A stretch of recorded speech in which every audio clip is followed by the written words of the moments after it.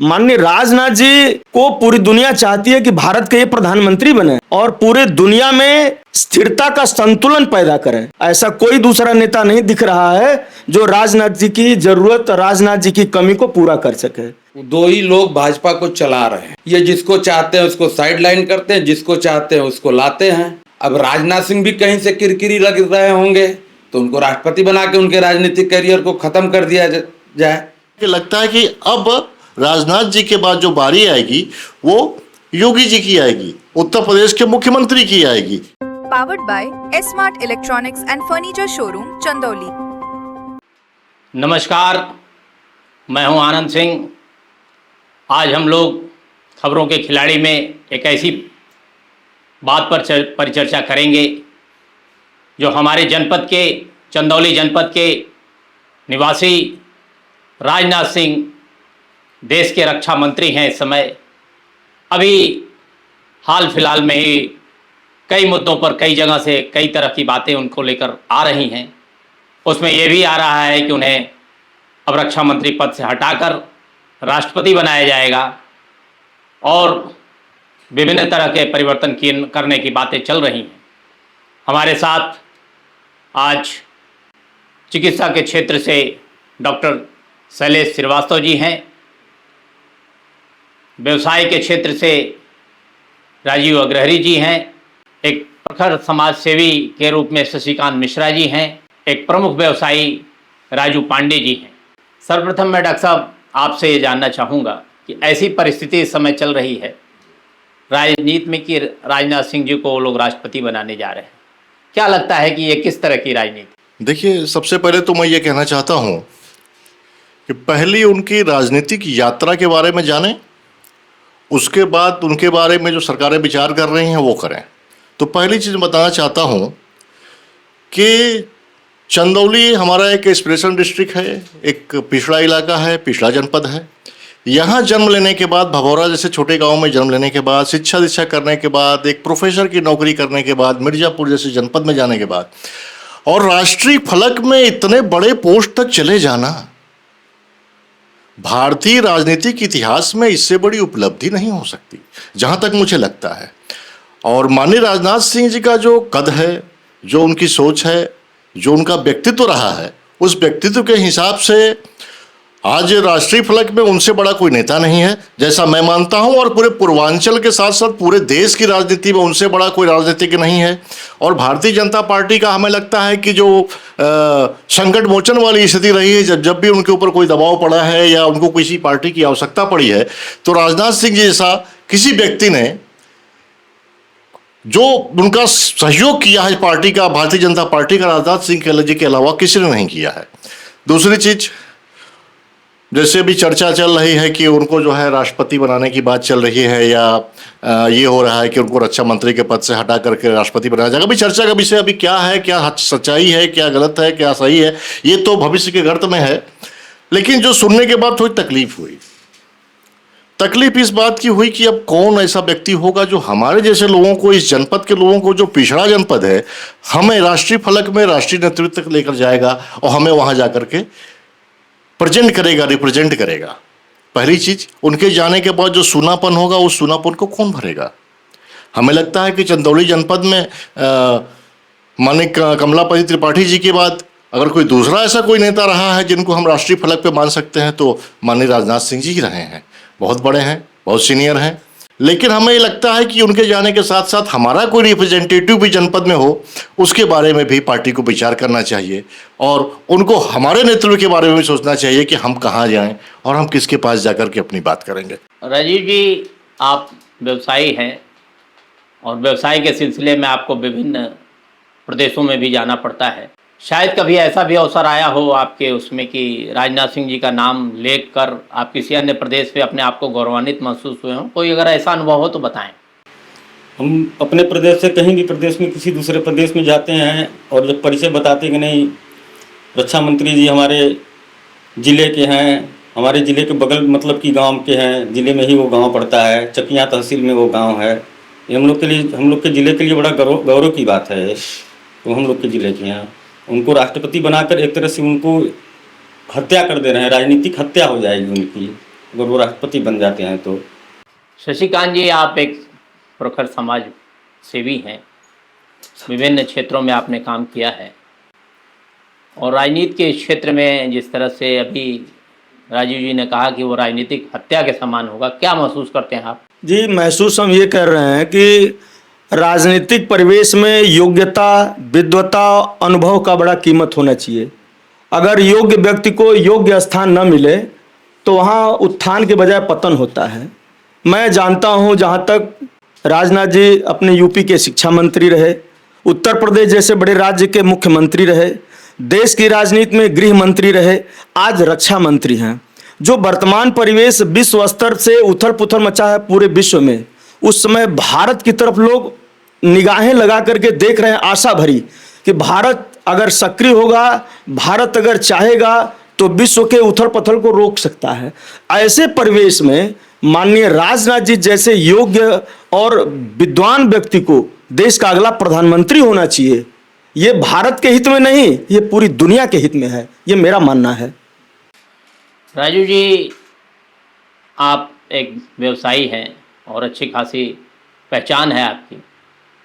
क्या लगता है आपको कि भारतीय जनता पार्टी में क्या इस तरह का कोई खेल चलता है कि पूर्वांचल से जो भी उभर रहा हो नेता, उसे कहीं ना कहीं साइडलाइन कर दिया जाए? कुछ इस तरह महसूस करते हैं क्या आप? मोदी युग के बाद मेरा ये मानना है कि भाजपा में दो ही हिस्ट्री, वो क्या कहते हैं उसको, दो ही लोग भाजपा को चला रहे हैं। ये जिसको चाहते हैं उसको साइडलाइन करते हैं, जिसको चाहते हैं उसको लाते हैं। ये इनका इतिहास रहा है। भाजपा में दो नेता हैं।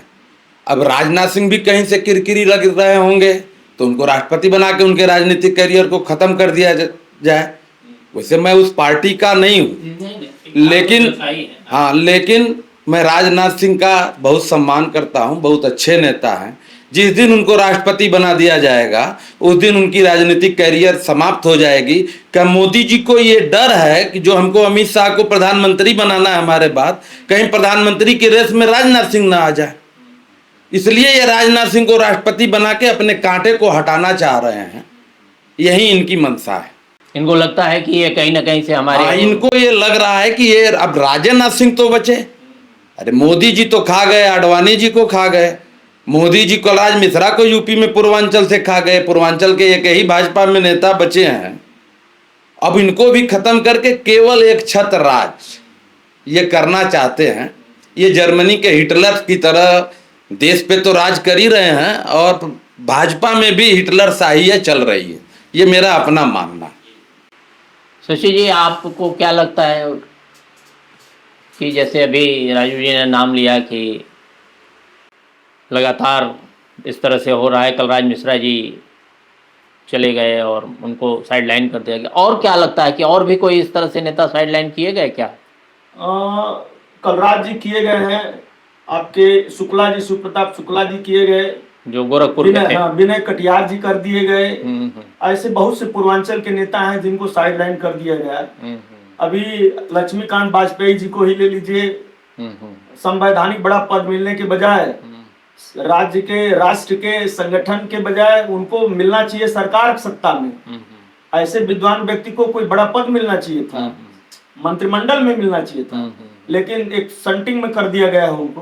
तो राजनाथ जी का एक अलग व्यक्तित्व है। माननीय राजनाथ जी को पूरी दुनिया चाहती है कि भारत के प्रधानमंत्री बने और पूरे दुनिया में स्थिरता का संतुलन पैदा करें। ऐसा कोई दूसरा नेता नहीं दिख रहा है जो राजनाथ जी की जरूरत, राजनाथ जी की कमी को पूरा कर सके।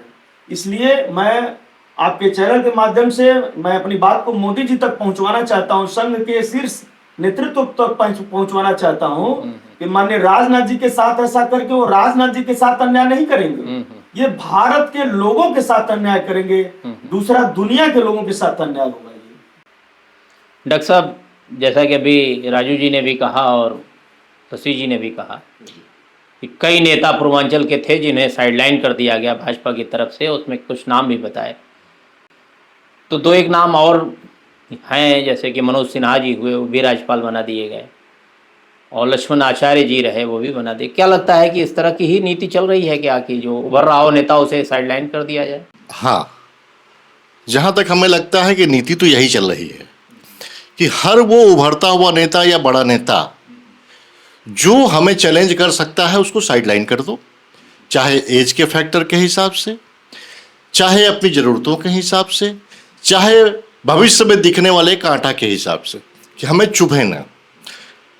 अब देखिए, हमें जहाँ तक लगता है, मैं अपनी बात तो थोड़ा करना चाहता हूँ, राजनाथ सिंह जी की जो बात हो रही है, हम लोग जो कर रहे हैं, इनको रक्षा मंत्री से हटा करके ये राष्ट्रपति बना रहे हैं।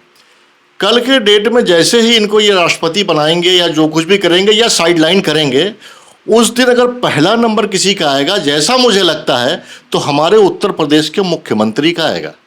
योगी जी को भी ये साइडलाइन करेंगे और योगी जी इनकी आंखों में चुभ रहे हैं, शाह जी की आंखों में चुभ रहे हैं। जैसा उनका स्टेटमेंट है, जैसा चीज़ें आती हैं, जैसी बातें होती हैं, या संगठन की बातें जो बाहर से निकल छन करके आती हैं, हम लोग कोई राजनीतिक व्यक्ति तो नहीं है, लेकिन सुनी सुनाई जो बातें हैं उसके हिसाब से ये होता है कि लगता है कि अब राजनाथ जी के बाद जो बारी आएगी वो योगी जी की आएगी, उत्तर प्रदेश के मुख्यमंत्री की आएगी।